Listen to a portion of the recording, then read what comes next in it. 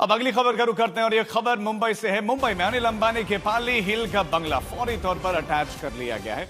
अनिल अंबानी की कंपनी की ओर से देशी विदेशी कर्जदाताओं से 40,000 करोड़ से ज्यादा के कर्ज के बकाया के मामले में अनिल अंबानी के पाली हिल वाले 3,716 करोड़ से ज्यादा के मूल्य की रिहायशी संपत्ति अडोब बंगले को प्रोविजनली अटैच कर दिया गया है। प्रवर्तन निदेशालय की ओर से यह जानकारी दी गई है।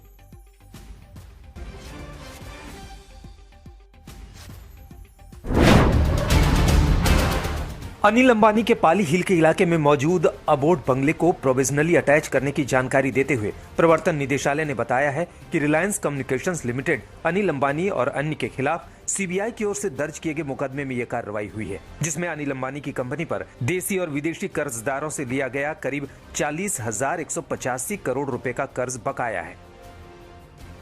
ईडी ने भारतीय दंड संहिता 1860 की धाराओं 120B, 406, 420 और भ्रष्टाचार निवारक अधिनियम 1989 की धारा 13(2) के साथ धारा 13(1)D के तहत सीबीआई की एफआईआर के आधार पर messrs Reliance communications limited RCom Shri Anil Ambani और अन्य के खिलाफ जांच शुरू की थी। ईडी की जांच से पता चला है कि अन्य संपत्तियों के अलावा पाली हिल की संपत्ति को राइज ई ट्रस्ट में जमा किया गया था।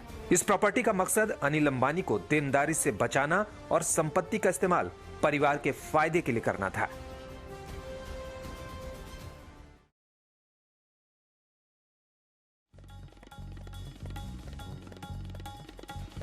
अनिल अंबानी के ऊपर ईडी का शिकंजा दिन पे दिन बढ़ता ही जा रहा है।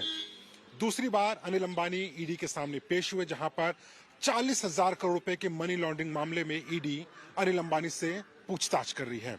ईडी का आरोप यह है कि साल 2010 से 2012 के बीच में कई बैंकों से अनिल अंबानी की कंपनियों ने बिजनेस करने के लिए लोन लिया, लेकिन 9 बैंकों ने बाद में चलकर यह कहा कि ये पैसों का गलत तरीके से इस्तेमाल हुआ है और लोन को वापस नहीं किया गया, यानी कि उन सभी पैसों को बैंक फ्रॉड घोषित कर दिया गया।